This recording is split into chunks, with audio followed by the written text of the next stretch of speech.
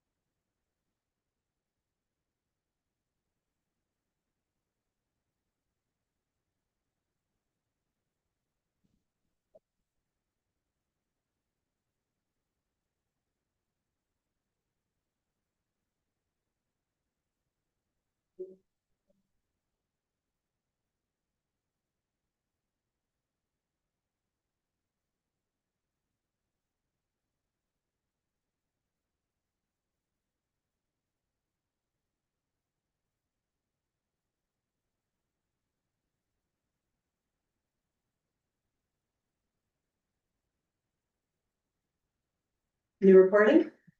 Nice. Just forget their voice, they're singing with us. Okay, we called this meeting, we're sitting as council, it's Tuesday, May the 27th, 2025, and it is 5 p.m. We'll begin this meeting of council by acknowledging that we're meeting on Aboriginal land that has been inhabited by Indigenous peoples from the beginning. Long before today, as we gather here, there have been Aboriginal people who have been the stewards of this place. In particular, we acknowledge the traditional territory of the Anishinaabe, Wendat, and Haudenosaunee peoples. Thank you very much, Councillor Crapper. Item number 4 is the adoption of the agenda. 9.3 is being deferred till next month. So the motion is moved by Councillor Card, seconded by Councillor Crapper, that the agenda of the council meeting held on May 27th, 2025. Sorry, that the agenda of the council meeting held on May 27th, 2025 be adopted as amended. Any comments? Call a question, all in favor. That takes us to item number 5. Any declarations of conflict or pecuniary interest tonight? Seeing none, we'll go to item number 6, which is the adoption of minutes. It's moved by Councillor Crapper, seconded by Councillor Card, that the March 25th, 2025 council, April 1st, 2025 public and committee of the whole meeting, May 5th, 2025 public meeting, May 13th, 2025 committee of the whole meeting, and May 20th, 2025 budget meeting minutes be received and adopted. Any errors or omissions or comments? Go ahead. Yes, one question. I was under the impression that somewhere the comments of public meetings, so I guess I'm referring to both of those, but I'm thinking mainly the development one, were recorded somewhere for public record, but they're not in the minutes. Where would they be, or how? So you mean the chat around the horseshoe? Well, yeah, I recall you, there was a comment while we were there that somehow people's thoughts would be consolidated. Oh, the public meeting? Yeah. Oh, I don't know. I'll turn that to the CO. Thank you, through you, Madam Mayor. Actually, that was it would have been outlined in Steve Pence's report. He called and did all of the comments under the written comment section. Okay. Yeah. Good, and that's on our website? That would have been the committee of the whole meeting, so that would have been May 13th. Okay, Yeah. thank you. So you look that up. Anybody, anything else? Okay, I'll call a question. All in favor? Carried. Can we open the door? Oh, yeah, sorry.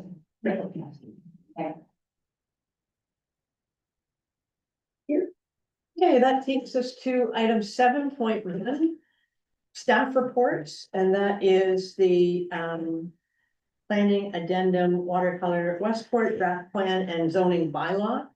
Now we have Mr. Pence who's going to come on, and so let's give us some context for this. Last week, or they're all kind of running together right now. We've had so many meetings, but we had the opportunity to look at both the zoning bylaw application from watercolor from Land Arc. And we recommended that that come forward to council. And at the same time, we reviewed the draft subdivision plan and made some comments in regards to wanting additional entry-level homes or smaller homes. And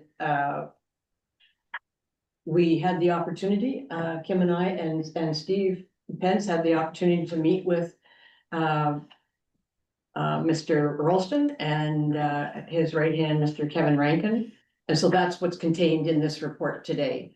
So I didn't want to steal any thunder from you, Steve. I just wanted to kind of set it up so that for people watching would know that there's been some headway, and I'll turn what the headway is over to you. And that's the weirdest expression I've ever used in council, trust me. Thank you. I'm happy to be here tonight, and my report really is I guess, just an update to what transpired since the last committee meeting a couple weeks ago. I believe out of that discussion was direction from the committee to the applicant to add some additional attached housing into the mix. And so following that meeting, the draft plan was revised, and that's summarized in my report. They added 3 additional semi-detached dwellings for a total of 6 units was added to the mix, sort of along the same section of street. So that is essentially the change that they proposed. I find that change is acceptable because it furthers the objectives for the official plan as the additional mix. It represents about 28% of the units are now in the form of attached housing. So whereas before it was a lot more singles, now there's a better mix of the 2 unit types. Right, and thank you. And one of the other things we learned at that meeting was 6 of the singles are smaller singles. It's the same footprint as the semi, as the attached, but it's on a single lot. So it is a less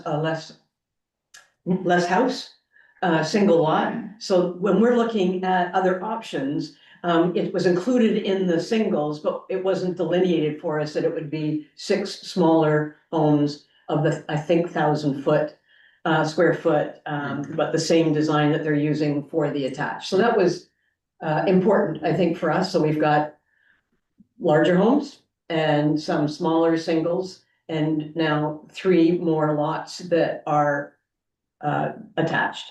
So how's that feeling with everybody? We kind of asked for changes and we got them. Anybody have any comments? Councillor Aragona.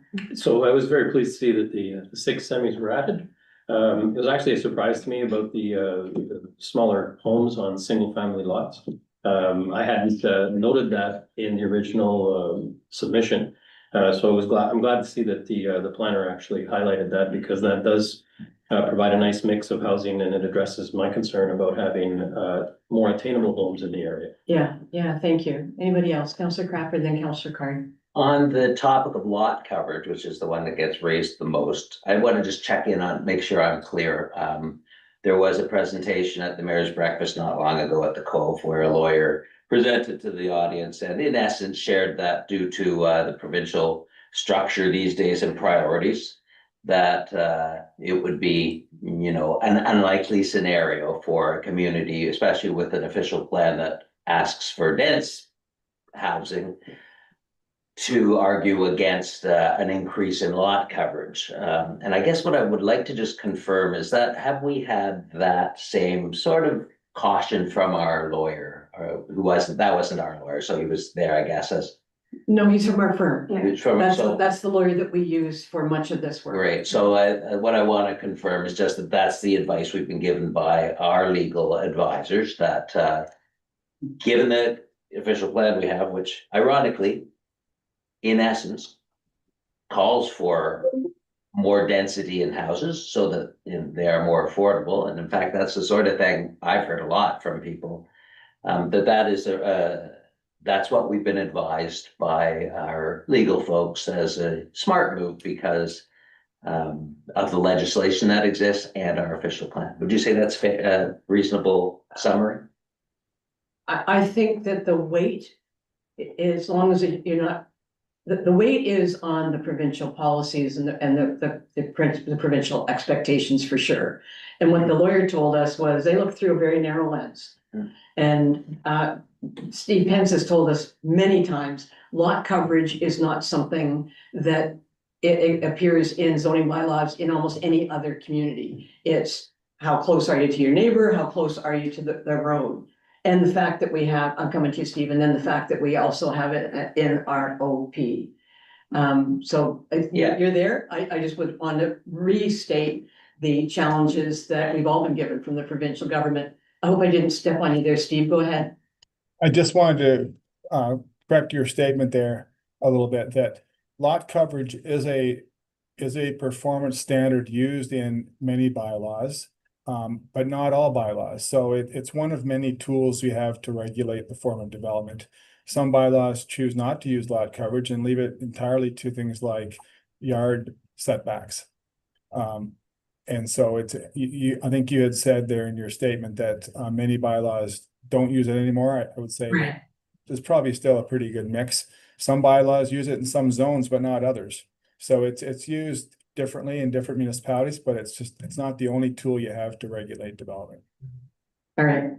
So to summarize, to follow up, a touch, I think it's interesting, and it does sway me that, you know, in some ways we have these two conflicting interests. One is for more affordable housing and denser housing in order to accommodate that, and the other is the concern about lot coverage. And the more I plotted this, the more I realized you can't really have both.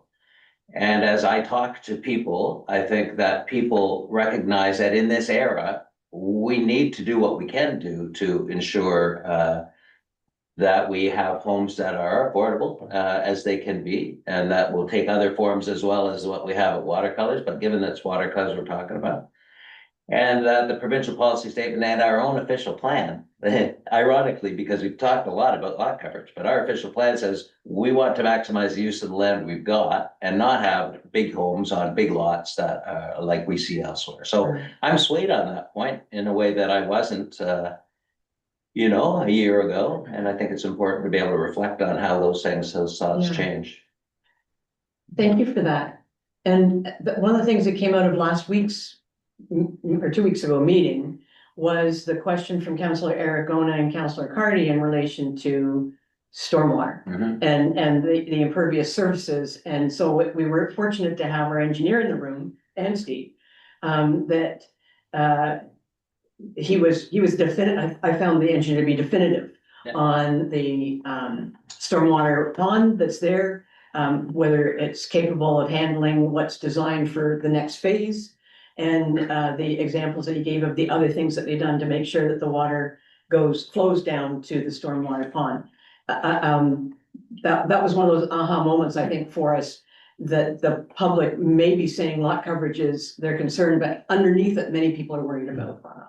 So, yeah, good questions. Do you want to get in? Oh, Councillor Card and then Councillor. Yeah, a couple of things. Talking about lot coverage, I was surprised to see that in writing that the stormwater capacity for the #1 storm pond was sufficient to accommodate phase 3, but also some of that storm runoff would be going to storm pond 2. So they're kind of splitting it up there. So, and there again, we've asked for you know, somebody, one of the peers in that to solidify that information and make sure that what we've been hearing is absolutely correct. So I see that's one of the requests, which is great. Last but not least, in my endeavors this week doing some research, looked up what the government considers attainable and affordable. They don't put dollars to it, and that's what it's all about. It's they've kind of sidestepped that situation, so I don't know how they expect municipalities to fight for attainable housing and affordable housing when the province is yet to actually quantify that with a dollar and cent sign. Yeah, you're right. The only thing they talk about affordable is rent, you know, and then it's percentage of the market. Councillor Cohen and then Councillor Carney. I was gonna just emphasize the point about the stormwater management with relation to lot coverage, but Councillor Card has covered it. Okay, very good. Councillor Carney. Okay, just wondering about phase three timelines. So next steps, like people in the community, some of our constituents have asked me, so when is this gonna be? Like, when is the shovel gonna hit the ground? I know that certain paperwork has to be done, but I'm wondering if we have a ballpark for us to answer to people about when this could or will be happening. Yeah, good questions. Steve, do you have a sense of what comes next? If once this, we approve the bylaw, our recommendation for the subdivision plan goes to the county, and then what happens?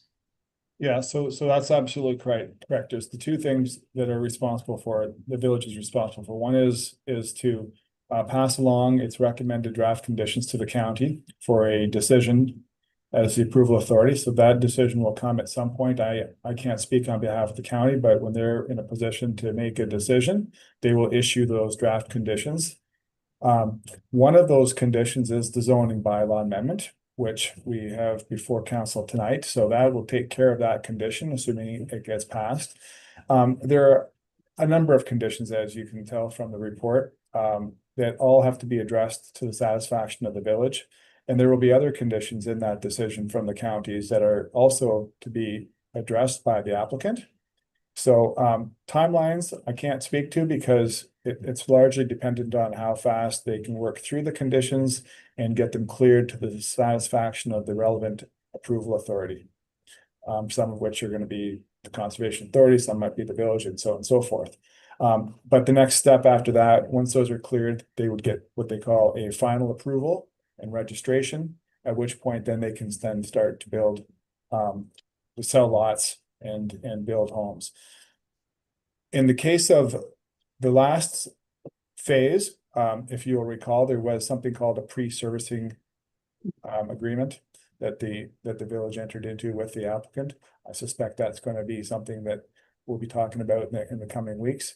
That will enable them to get construction underway in some limited capacity prior to registration and final approval and registration. It's a fairly common system of processes that happen where we try to sort of line up things so that they can move along quickly. But essentially, you're absolutely correct with the two next steps. Yeah, okay, so in the good weather, and do you expect that we will get a model home agreement request as well? Well, your guess is probably as good as mine, but based on the last two phases of registration, that was something that the developer was interested in, so I anticipate that they might want that again. Unless they don't feel that they need that for whatever reason, but that's more of something for them to answer, I would say. Okay, well, go ahead, Councillor Crawford. Two more small points. One, we discussed the environmental impact assessment, and through you to CAO, just a reminder, I looked for it today on the website, I didn't see it, but there's a bunch of regulation or things in it that are referenced in Steve's report that have to be attended to, the recommendations of the environmental impact study.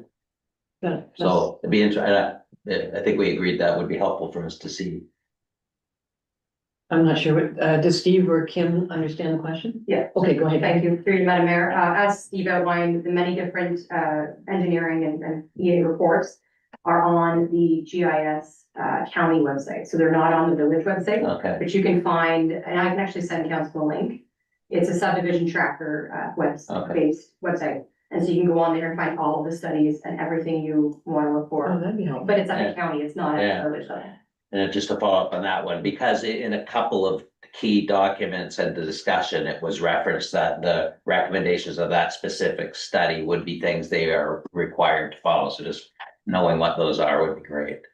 Okay, she'll share that link with you. And secondly, somebody asked me about something they read as part of the process is the street naming process. And they asked that we consider whether there's an opportunity that might be of interest to us in thinking about at some point with new developments. How is there a way of, reflecting Westport's heritage in street names, or is that something that, like the process it says, I guess, is up to council to approve? I don't know how that works. Have we been part of the street naming process We've historically? been part of the approval. Yeah, The names come to us from the developer yeah. and we have been approving them. So the thought that was shared was, well, maybe there's an opportunity when there are new developments to think about, Marty Crapper Boulevard or something along those lines. Yeah. Some, that one may not fly. But just that, when you think about our history, and would it be an interest to us that we see some of the history of our village reflected in some of the streets that may over time evolve? So Steve, how does that work in other municipalities? Is it always driven by the developer or is there a mix? I would say it's a mix. Some municipalities have a list of approved street names that developers can choose from. But I would say, in smaller municipalities, it's more up to the developer to propose something, and if council's agreeable to it, then that can be a name. It's important that there's a check in the system to make sure that names not being duplicated somewhere else in other municipalities within the counties. But the process allows for name selection, whether it's a suggestion from the developer or from an approved list from the municipality. Oh, that's interesting. So can staff research that a bit, and maybe bring back a recommendation on how we could develop an approved list of names? Yeah. Feels like then the discussion would go from here to Mr. Ralston. If that's in play in other municipalities, why wouldn't we follow through with the person who's making that request?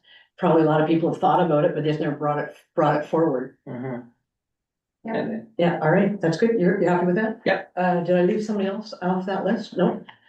Okay, so here we are, team. We've got what we asked for, which is 6 singles, smaller, entry level. That's the right word. 3 lots that are now attached homes, so 6 more of a different mix. So we know that we approve the zoning bylaw. That would be this motion, and that we are approving our recommendations, our conditions on the subdivision plan to go to counties, just so everybody's got that. All right, any other discussion on this matter? Then I'm gonna call the question, all in favor? And that's carried. Thank you. Thank you, Steve. Oh, Are yeah, you welcome. having to stay for anything else? Nope, I don't believe so. Okay, go have dinner. Thank you so much for being with us. You're quite welcome. Thank you. Good night, everyone. Good night. So we're at 7.2, which is Public Works Harbor Feasibility Study Budget Clarification. So thank you for that. Moved by Councillor Crapper, seconded by Councillor Card. The Council of the Village of Westport accept the report of the Manager of Public Works entitled Public Works Harbor Feasibility Study Budget Clarification for Information Purposes. They read the report. It all made sense. Any questions coming out of that? Okay, then I'll call the question. All in favor? Carried. Thank you. Thank you for that clarification to staff. 7.3 is Public Works, and it's a Q1 Public Works briefing. It's moved by Councillor Card, seconded by Councillor Crapper, that the Council of the Village of Westport accept the 2025 Q1 Public Works briefing and the latest wastewater capacity D51 for information purposes. Discussion, comments. Councillor Crapper. Just that it's a good news story. The frequency of these reports, through you to Mr. Evans. The calculation or the report? The publishing of the number, let's say. The calculation is done annually. Yeah. And we get this update every quarter. But not the D5. Not It's an annual. Yeah, unless through you, unless it was needed because there was something new that. Well, Use it's a time. ministry Oh, is that division, right? That only once a year this That's calculation. required by the ministry, yeah. Anyway, that is the number, that is. Everybody, you got away, sorry to interrupt you, Yeah. Councillor Crapper. There was some calculations being done early years of the development. Mhm. And it was sketchy, right? Because Yeah. different numbers were going out, so staff came and said, we do it annually, let's leave it annually. Sure. He said, Peter has said, I can give an indication to someone if it's going up or it's going down. So there was a real merit in making sure that the number that was in the public domain was the official one. And I think now that we're at this sort of number, there isn't as much angst True enough. as development happens, so. Yeah, it's true. I'm really comfortable with that number, and you look at the development that is before us and especially with the watercolors having been changed to 3 phases. Yeah. I don't think there's anybody with concern. I have one follow-up question. I guess it fits here. And I was gonna put it in because it came up in the Watson report. It came up in the development charge, which is where I was gonna do it. Both of those reports say that in 2027, there is a need for $310 million for wastewater expansion. Might as well be 500 zillion. Yeah, Yeah. but given this number, through you to Mr. Evans, why does that number exist? It confuses and concerns people. Good question. Go ahead, thank you. So, so similar to before, this process of, not a long process, this process was started 3 or 4 years ago now, and that date was even sooner with the projections for wastewater. The D51 always assumes that as of today, the flows are only gonna go up. Each year, the village reduces I&I, and the number of houses that get connected to the system that use less water than the average of all the users historically, including I&I, gets bigger, that number will eventually get smaller. So 2027 might not be the year that comes in. What there's very little doubt that there's going to need to be wastewater treatment expansion in the projected growth period that the village is in right now.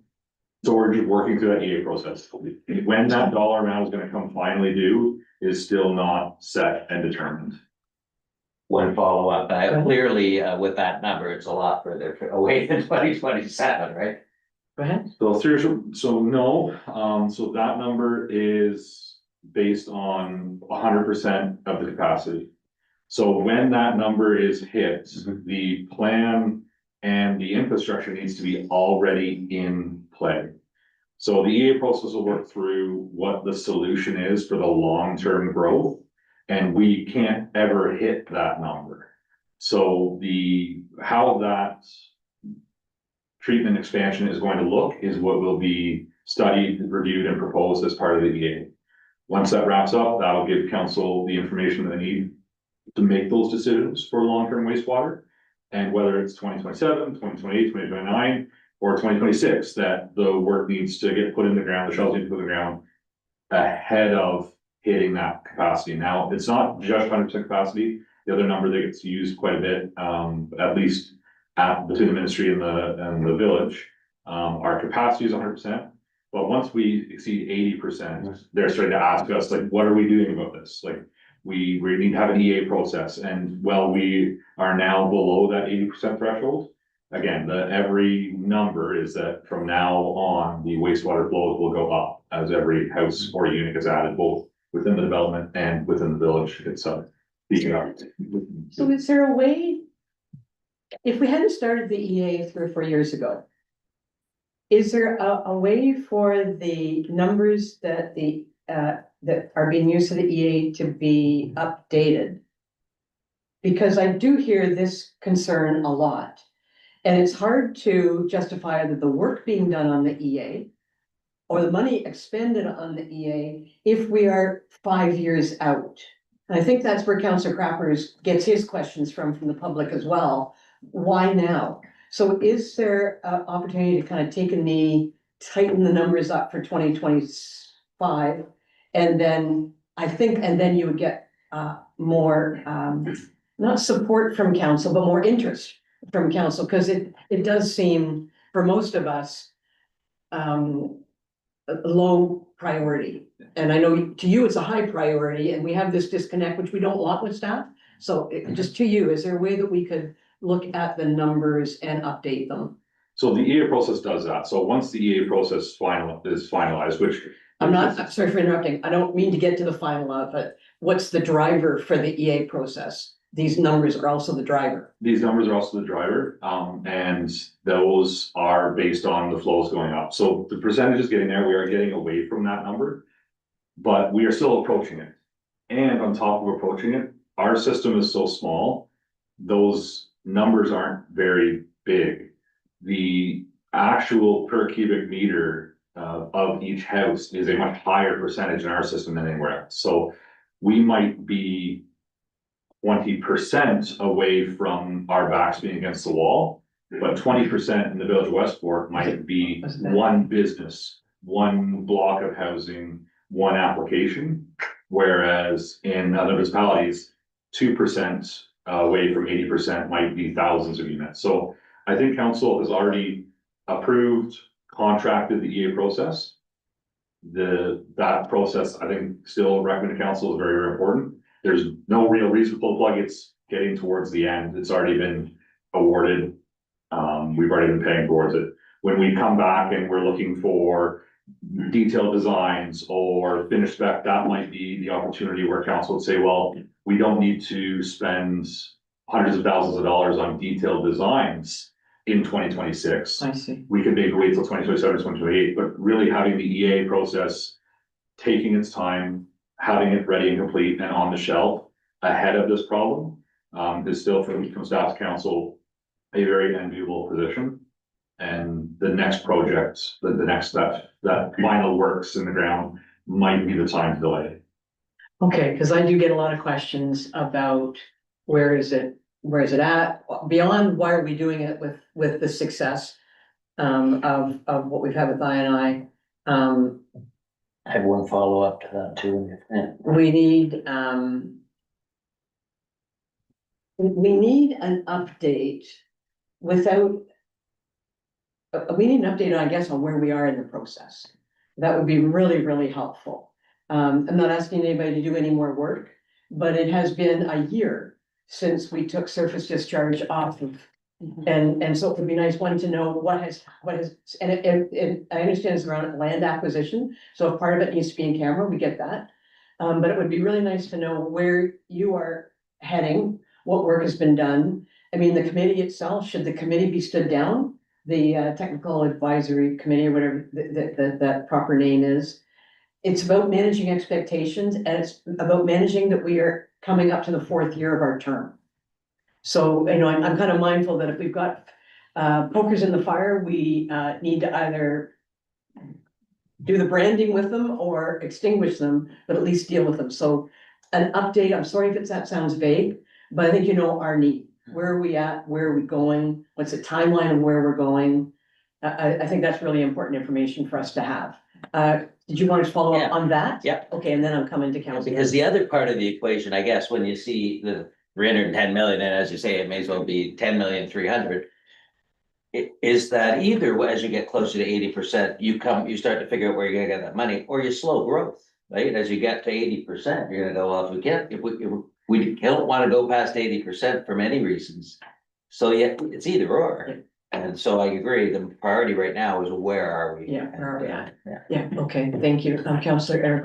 Just 2 points. One, in previous discussions I've had with Mr. Evans, he indicated that the capacity, connection capacity was not the only consideration in the EA process. It might be worthwhile just to reiterate that through you to Mr. Evans. Right. If you could just put that in context again, Peter, because I think if people are just focusing on the reserve capacity, they're not really looking at the entire picture as to why we are looking at the environmental assessment at this point and why we need to look at what we're doing with the water and wastewater. Yeah, that's a good point. So if we could get that in our report, you don't have to do it tonight, but the whole issue of chlorides would be really, really helpful. And I apologize for my, obviously I'm reading a Western book right now. And so the poker in the fire and the branding really had nothing to do with the book I'm reading. Councillor Card.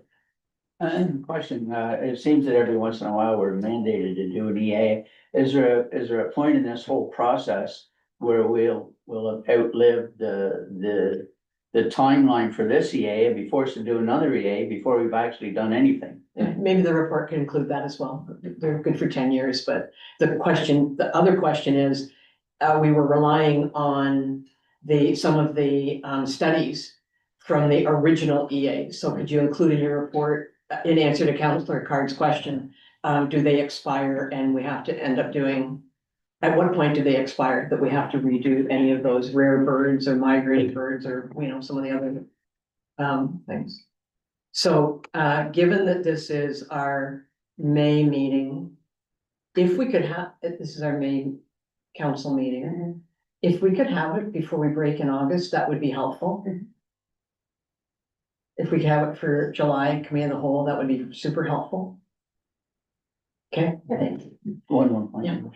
To in that report, can we look at, if there are options, what the dollar options are, what the savings might be, what we might be able to postpone dollar wise, because, we are already committed and we, as Peter said, we've probably already contributed towards that, whether we pay for it completely or not, but, any dollar saved it'd be good to know. Yeah, any change, probably we want Tony to relate any changes to the EA process that have been passed by the government that weren't in place when we went down this path, but now are.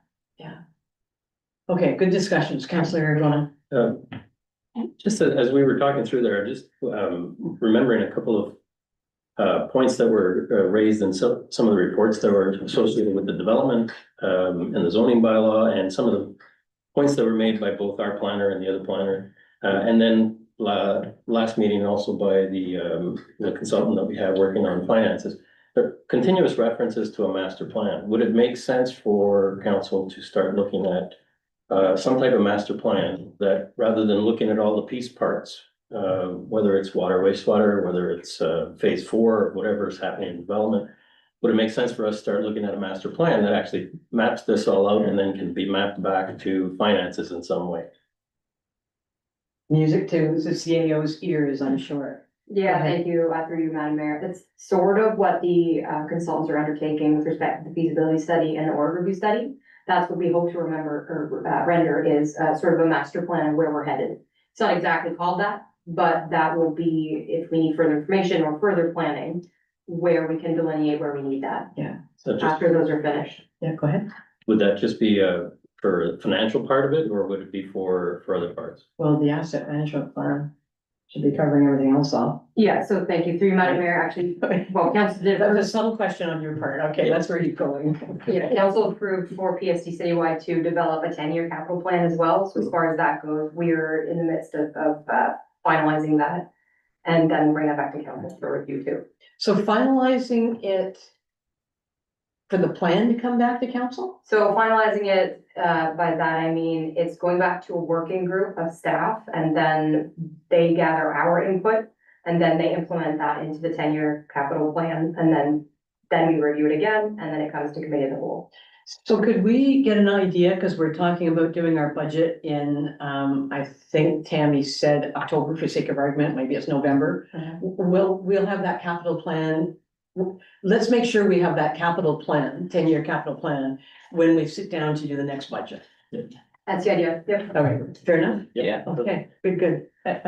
Anybody, did you have your hand up? Through you, Madam Mayor, I'm just wondering about the steering committee. They're just in a holding pattern right now. Is that correct? They're actually an advisory group. Okay. And yes, they're in a holding pattern and, you know, I'd like the report to tell us if there's really more work for them to do. And then that's great, but we've all been part of committees over the years where you don't do anything and, you know, you feel a little bit ignored or disrespected or certainly disengaged. So that'll come in the report as well.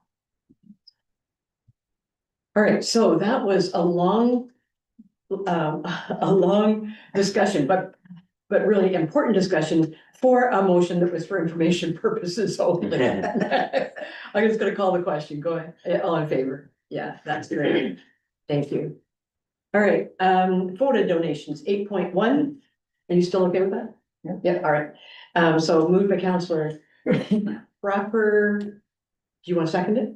You Yes. fine with that? Good. All right, that's what I was asking. But Moved by Councillor Cropper, seconded by Councillor Card, that council approve the donations from FODA to renovate the canteen room in the total amount of $45,500.62 and direct staff to begin work on phase 1 of this project. Everybody happy with this?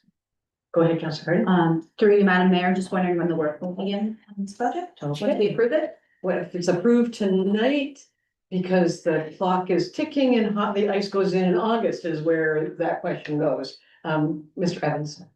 So work has been begun, so we can now work with council's permission. Okay, as soon as possible then. Well done. All right, very good. I'll call the question, all in favor, carried. 8.2 is Tangle Garden Lost Penny 2025 patio extension request. Moved by Counselor Card, seconded by Counselor Crawford, that council approve the request received from the owners of the Tangle Garden, Lost Penny, to extend the liquor license to the patios for the 2025 season. I've not heard one single concern. So good for you. You know, it took 3 years, like this is year 4. Good for the owners to work with their other business owners and people downtown. This looks like it's gonna go through without a hitch. All right, I'll call the question. All in favor? Carried. Very good. 8.3 is the request from the Westport Tourism Group. And it's moved by Councillor Cropper, seconded by Councillor Card, that council approve the Westport Tourism Group's request to assume responsibility for the village maps and the advertising wall at Kadrinko's grocery store. I have one question. I didn't see it in the report. Have we consulted with Kadrinko's? Yes? Thank you through you, Madam Mayor. Actually, Martha Kadrinko sits on the Westport Tourism Group. Correct. Okay, that's why I didn't see it. That's good. So they're not a surprise to them. Mhm. Oh, probably there's part of the design there. Well done, Martha. Okay, I'll call the question. All in favor? Carried. 8.4 is Public Works Library Entrance Detailed Design. It's moved by Councillor Cardy, seconded by Councillor Aragona, that council engage Eastern Engineering Group to continue the next phase by completing the detailed design and construction drawings of the new accessible entrance to the Westport Library at a cost not to exceed $10,000 plus HST. Any comments? Go ahead. Likely timeline for that, as far as you know at this point? Mr. Evans, any idea? Timeline for design, should be, the goal will be to have something for July committee of the whole, so engineering work being done mostly in June. Okay. And so if approved in July, this is it possible to have this done by, Late fall, Late fall? Your worship, read my expression there, late fall? it depends on the complexity. Okay, We are hoping that. because the trillium clock is ticking as well, It right? is, yes. Yeah. Okay, very good. Thanks, everybody. Go ahead, Councillor Card. Through your worship, does this $10,000 include any kind of site oversight, like supervision, or is it? This is just a detailed drawings, I think, Mr. Evans. That's correct, Your worship. So this does not have any QA or QC for the project entirely. Were you gonna GC this, I thought, Not it's not, when we get to the bill? so yeah, through your worship, I'm not sure if I'd use that word, but yes, I believe this project is gonna be something that the village will supervise in-house. Okay. Like many others. I don't think we need an engineer on site for this project. Okay, good. All right, I'll call the question. All in favor? Carried. 8.5 Treasury 2025 budget. It's moved by Councillor Aragona, seconded by Councillor Cardy, that council approve the 2025 operating and capital budgets with a tax levy of 1.394 million, representing a tax rate change of 6.15%, resulting in a residential tax rate of 0.01130656. The important figure there, of course, is the 6.15%. Councillor Carr. Yeah, I'm just going through all the numbers and everything again, based on past years, the 6.1 seems kind of higher than usual, but when I look at inflation, when I look at just the normal increase in cost for anything, groceries, fuel oil, it's pretty hard to see in my mind how those costs don't eventually get passed on to the village budget. And again, I'd say that after taking another hard look at that, we've cut back as much as we can on capital. The wastewater is a balanced budget, and I think that staff have done an exceptional job on preparing that. And as I said last meeting, you can pay me now or pay me later, whatever. If we try to defer anything out of this, it's gonna bite us in the next budget, Yeah. which is coming up shortly, so. Yeah. Yeah. You know, it depends on what numbers, or who's speaking when you talk about the price of construction costs and what it's gone up. Anywhere from 30% to 70%, depends on who you talk to. So that's not whatever the Bank of Canada says our cost of living has gone up for a basket of groceries. This is something that's well beyond the 3% or 4%. Councillor Cracker. And there were, the way our budgeting process works, there were items that were a priority at some level to staff that were deferred. So it's not like what was presented to us, that we, what was presented to us was a pretty, Slim. well-weaned, set of priorities. I can honestly say, I went again through it in as much detail as I could. And there's nothing in there. I mean, the things that are, had the potential to say, okay, we don't absolutely have to do this, aren't gonna save, 1%. So, I'm good with it. They're all important, necessary, and I think the way you phrased it, paving our paving, these are things that are going to happen. When it comes to things like vehicles, you don't wait till they're completely dead and you got a snowstorm coming, right? I mean, these are, you don't have an option with them. And 6.1, given that, I think is pretty reasonable and in keeping with an average of municipalities in this region. Right, and for items like what you just mentioned, you need lead time to order them and Yeah. get them delivered, right?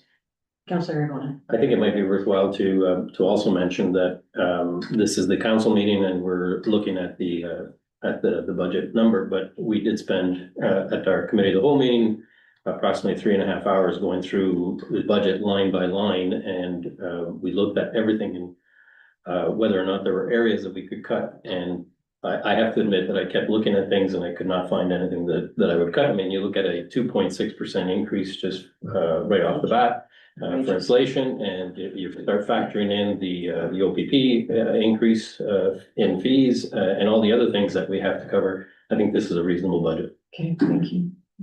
We're good. All right. Anybody, anything else? All right, then I'm gonna call the question, all in favor, and that's carried. So obviously, we have, we wanna make sure that staff know that we recognize the amount of time that went into the budget, with our new consultant treasurer. I can tell you, I feel really confident with the numbers, as well as the comments that the rest of the members of council have said. I feel confident that they're accurate, and that's important. One question, your worship. Go ahead.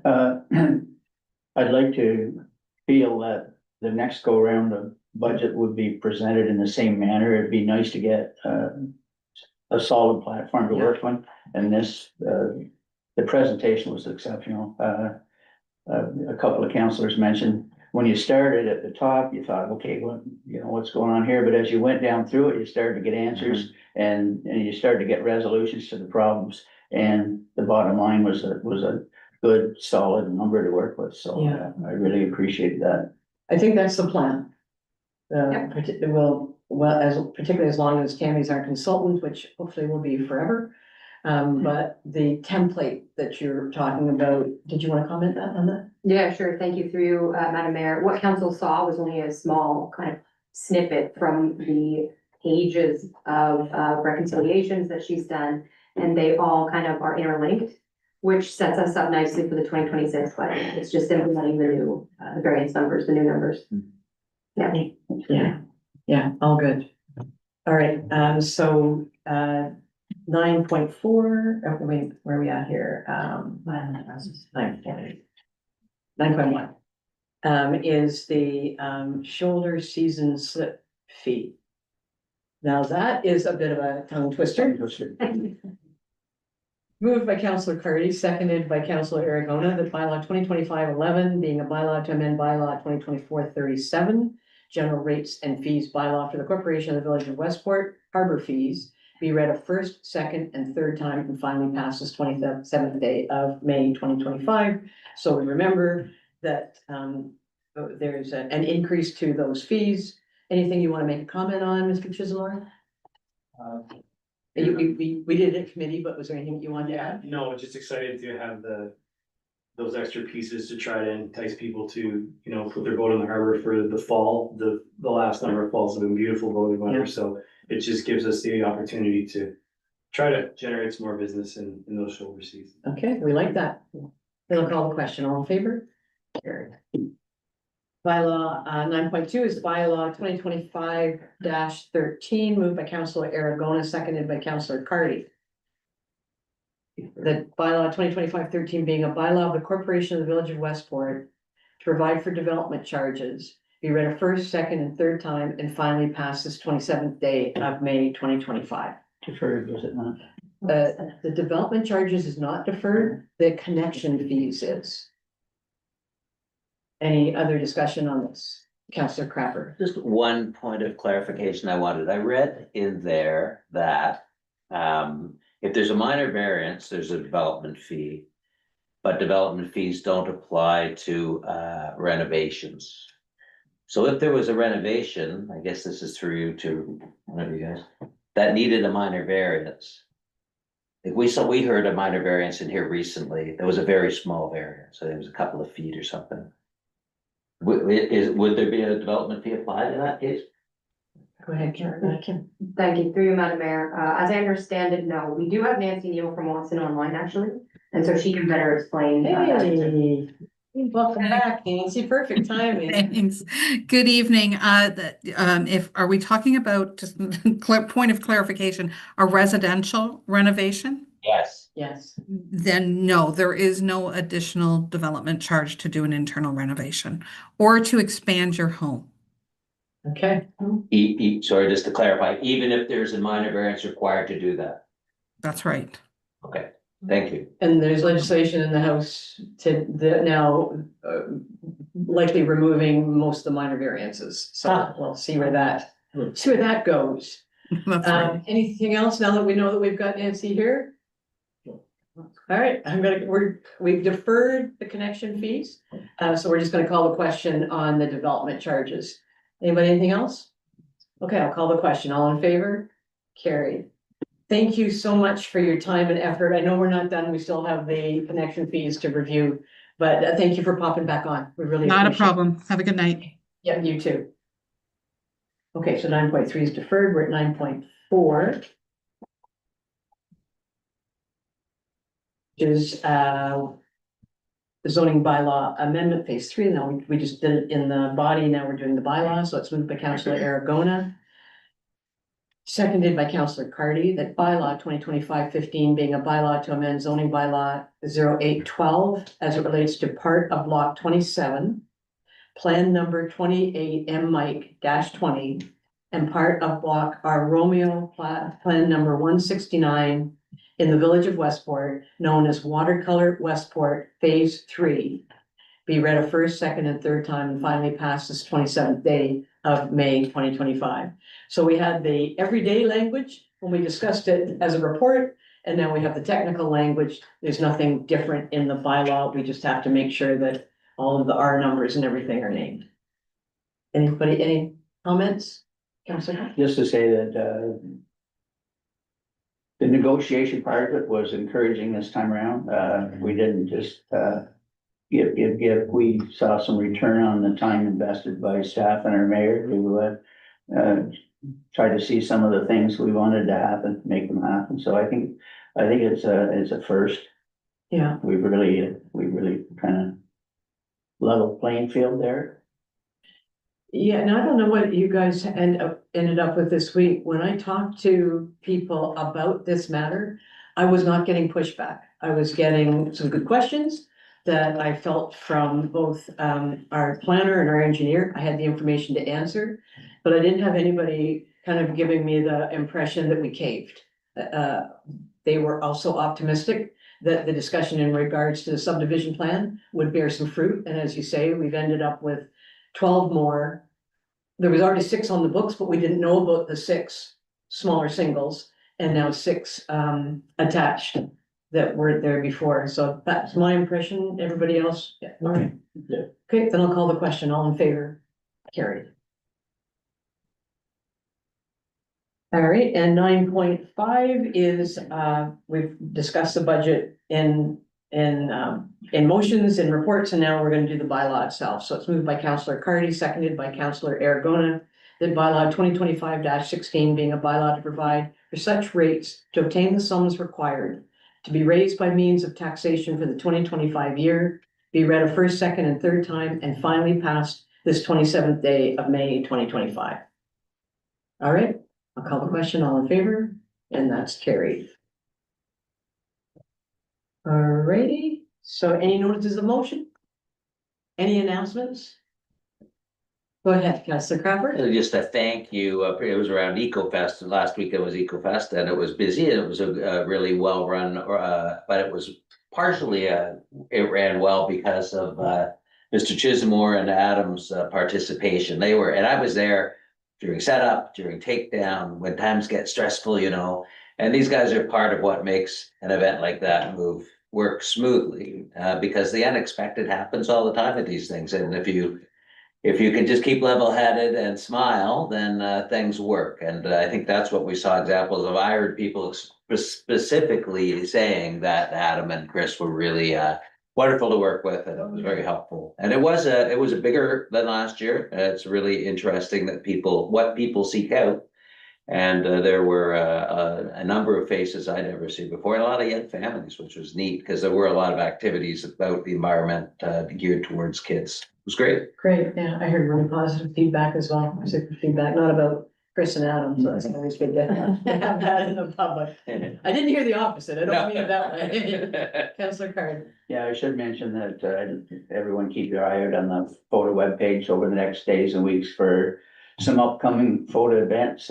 One is weather dependent, but the other one, the Bob Scott Walk in June, is a big deal, and there'll be a special little addition to that this year for the public to attend. Even if you're not gonna do the walk, you might be interested. There will be notification coming in on that soon, so just keep your eye on our page and also the village website, so. Very good, thank you. Anything on this side of the room? No. All right, any questions from the public? Chris, you have one more announcement? Oh, I'm sorry. Go ahead. I just want to announce that we have our second movie in the rink upcoming this Friday night. The first one was very well attended, over 50 people. So we're doing another kid-friendly movie at Mufasa the Lion King. So it starts at 7 o'clock. So bring your own chairs and blankets. Canteen will be open, and looking forward to another nice Friday night at the rink. Awesome. Oh, that's great. Yeah, there's lots of positive comments. Kids went home tired, that's what I heard. So, Chris? Yeah. All right, and no, nothing from the public, nothing from the media, but. All right, so we'll do the confirmation bylaw. It's moved by Councillor Aragona, seconded by Councillor Cardy.